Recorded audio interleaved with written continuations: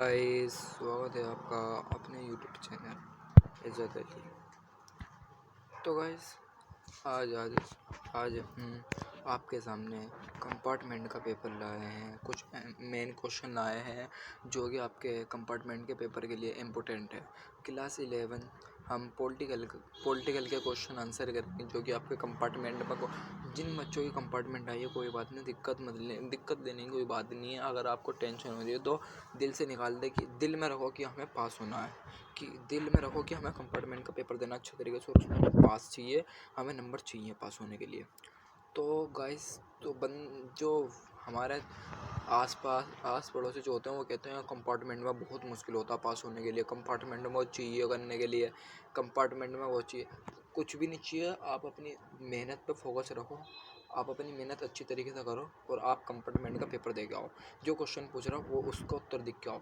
अगर आपको क्वेश्चन याद नहीं आ रहा तो जो क्वेश्चन पूछ रहा है थोड़ा सा मिला के उसमें से लिख दो, आपको पूरे नंबर दे के जाएगा वो। अगर क्वेश्चन एमसीक्यू में मैं बता दूँ क्वेश्चन, अगर आपको समझ में नहीं आ रहा हो तो आप सी ऑप्शन लगा के आ जाओ। तो मैंने कुछ मैंने वीडियो भी बनाई है आपकी पॉलिटिकल की, चैप्टर 4, 3, 2, 1। तो वो भी वीडियो आप मेन देख लेना, उनमें से भी आपको कुछ समझ में आ जाए तो बढ़िया आपके कंपार्टमेंट का पेपर बढ़िया चले आएगा। तो कोई दिक्कत वाली बात नहीं है कि सर हमारा पेपर कैसे जाएगा कंपार्टमेंट वाले बच्चों का पेपर बहुत बढ़िया जाएगा। 15 तारीख को जो आपका पेपर है पॉलिटिकल साइंस का वो बहुत बढ़िया जाएगा अगर आप मेहनत कर लोगे। अगर कोई बात नहीं मेहनत नहीं करोगे, मेरी वीडियो देख लो तुम सारी, A to Z वीडियो देख लो, A to Z पेपर जाओ तुम्हारा, जैसे तुमको मेहनत करके आओगे उस हिसाब से तुम्हारा नंबर मिलेंगे। कभी किसी की बातों में मत आओ। तो क्वेश्चन नंबर हम पहले करने जा रहे हैं। हम एक नंबर के करेंगे, 6 नंबर के करेंगे, 4 नंबर के करेंगे। जो आपके मेन पेपर के लिए वो करेंगे। और आपका मैप भी आया था, ये ध्यान रखना, मैप भी आया पॉलिटिकल में, मैप भी आया तो मैप भी करेंगे हम इस वीडियो में, लास्ट तक जरूर बने रहना। तो क्वेश्चन नंबर फर्स्ट करेंगे हम। पहले वाक्यों को शुद्ध करके लिखो। जो हमारा उच्च न्यायालय है वो कैसे फैसले भारतीय भूभाग के अन्य सभी न्यायालयों पर बाध्यकारी रहता है। उच्च न्यायालय जो होता है हमारा, 2 प्रकार के न्यायालय होते हैं हमारे। कौन कौन से 2 प्रकार के न्यायालय होते हैं? उच्च न्यायालय और निम्न न्यायालय। नहीं सर, ये हमारे 3 प्रकार के न्यायालय होते हैं: सर्वोच्च न्यायालय, उच्च न्यायालय, सर्वोच्च न्यायालय, उच्च न्यायालय, निम्न न्यायालय। जो उच्च न्यायालय ये सबसे बड़ा इसका वो होता है, इसका सबसे बड़ा वो होता है, ये ऊपर होता है सबसे। उच्च न्यायालय जो होता है वो फैसले भारतीय भूभाग के अन्य सभी न्यायालयों पर बाध्यकारी कैसे रहता है। तो क्वेश्चन नंबर आपका ये फर्स्ट जो है वो बहुत इंपॉर्टेंट, आपका 1 नंबर सब सकता है क्वेश्चन। तो आप इस क्वेश्चन को पढ़ के जाना। इसका उत्तर मैं बता देता हूँ।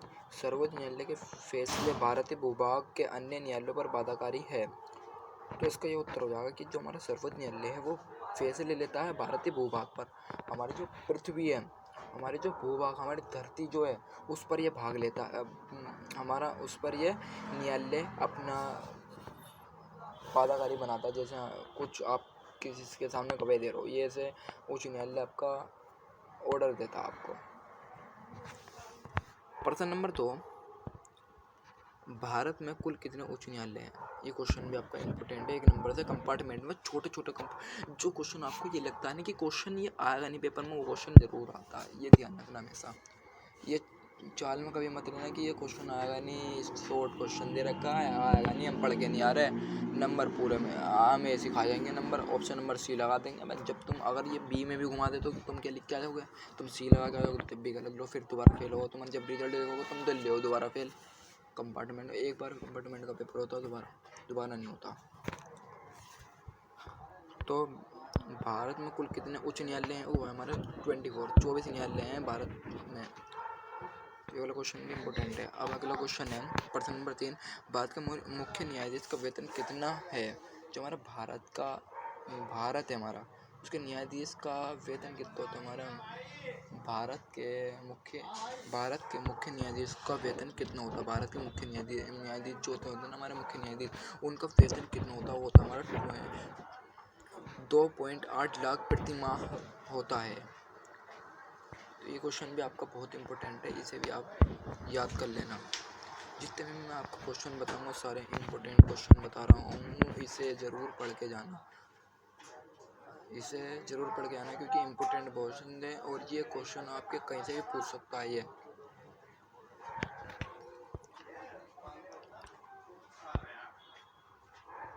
अब प्रश्न नंबर 4 कर लेते हैं। प्रश्न नंबर 4 है, भारतीय न्यायपालिका कब से संविधान की व्याख्या को सुरक्षा करने का कार्य है? 1950 में इस भारतीय न्यायपालिका कब संविधान की व्याख्या की सुरक्षा करने का कार्य है? वो 1950 को। समझ में आ गया कब है? 1950 को। प्रश्न नंबर 5, वर्तमान समय में सर्वोच्च न्यायालय में कितने न्यायाधीश का प्रावधान किया गया है? वर्तमान में समय में सर्वोच्च न्यायालय का कितना प्रावधान किया गया है? वो हमारा किया गया 31.31 का किया गया है, तो 30 + 1 भी जोड़ा गया है इसमें। अब प्रश्न नंबर 6, कौन से न्यायालय द्वारा जारी निर्णय के विरुद्ध सर्वोच्च न्यायालय में अपील नहीं की जा सकती? मतलब इस कौन सा न्यायालय ऐसा जो कि जिसमें अपील नहीं की जाती? वो हमारा सैनिक न्यायालय। क्वेश्चन ये भी आ सकता है कि ये बताओ कौन सा ऐसा न्यायालय, ऐसे तो हर न्यायालय होता है कि जिसमें अपील की जाती हो, अपील तो सब में की जाती है न्यायालय में, लेकिन एक न्यायालय जो होता है उसमें अपील नहीं की जाती, वो होता हमारा सैनिक न्यायालय, इसमें अपील नहीं की जाती। अब आता है क्वेश्चन नंबर 7, जनहित याचिका किस देश द्वारा अपने संविधान में शामिल की गई है? जनहित याचिका है वो हमारा दक्षिण अफ्रीका में शामिल की गई है। तो क्वेश्चन ये भी इम्पोर्टेंट है, इसे भी याद कर लेना कि जनहित याचिका जो है वो कहाँ पर हमारे किस देश के द्वारा संविधान में शामिल किए गए हैं? वो हमारा किया गया है दक्षिण अफ्रीका में। अब देखो प्रश्न नंबर 1, जीवान संविधान का अर्थ बताइए। जो हमारा जीवान शब्द है उसका अर्थ क्या होता है? संविधान गतिशील परिस्थितियों में समयानुसार परिवर्तन किए जो जाते हैं, वो जीवान संविधान का अर्थ यही होता है। या ये भी पढ़ लेना। अब प्रश्न नंबर 2, भारत संविधान कब अंगीकृत और कब लागू किया गया? भारत संविधान जो है, तो वो आपका ये इम्पोर्टेंट क्वेश्चन है, ये आपका कंपार्टमेंट के लिए बहुत इंपॉर्टेंट है कि ये बताओ हमारा जो भारतीय संविधान है वो कब लागू किया गया है? वो 26 जनवरी 1949 को संविधान अंगीकृत और 26 जनवरी को हमारा संविधान लागू हुआ था। अंगीकृत कब हुआ था? 26 जनवरी 1949 और 26 जनवरी 1950 को हमारा संविधान लागू हो चुका था। ये इसमें तो समझ में आ गया। प्रश्न नंबर अगला देख लेते हैं, भारत के संविधान का स्वरूप कैसा रहा है? लचीला और कठोर संविधान हमारा। लचीला और कठोर संविधान हमारा भारत में संविधान स्वरूप कैसा रहा? वो हमारा लचीला और कठोर दोनों प्रकार का रहा है। वो क्वेश्चन अगला देख लेते हैं, अनुच्छेद 370 किस राज्य को विशेष दर्जा देता है? तो हमारा दर्जा किसको देता है? ऑप्शन नंबर है जम्मू कश्मीर, पंजाब, मिजोरम, मेघालय। वो हमारा जम्मू कश्मीर को देता है। आपका ये एमसीक्यू में क्वेश्चन आ सकता है। अब प्रश्न नंबर अगला देख लेते हैं, भारत संविधान में कितनी अनुच्छेद हैं? वो है हमारा 395 अनुच्छेद है। कितने अनुच्छेद है? 395 अनुच्छेद है हमारा। भारत संविधान में कितने अनुच्छेद है? 395 अनुच्छेद है। इसका उत्तर ऑप्शन नंबर ए हो जाएगा। प्रश्न नंबर 3, भारत संविधान में कितनी अनुसूची हैं? वो हमारी ऑप्शन नंबर सी 12 अनुसूची है। तो गाइस ये वाला क्वेश्चन देख लो। प्रश्न नंबर 8 जो है वो क्या कह रहा है? तो ये भी मेन क्वेश्चन है, वर्तमान समाज में प्राकृतिक अधिकारों के स्थान पर कौन सा शब्द प्रयोग हो रहा है? वो हो रहा है हमारा मानव अधिकार का शब्द प्रयोग हो रहा है। प्रश्न नंबर 9, कर्तव्य कितने प्रकार के होते हैं? कर्तव्य 2 प्रकार के होते हैं हमारा, नैतिक कर्तव्य और कानूनी कर्तव्य, ये भी 2 प्रकार के होते हैं हमारे। कर्तव्य कितने प्रकार के होते हैं? 2 प्रकार के होते हैं।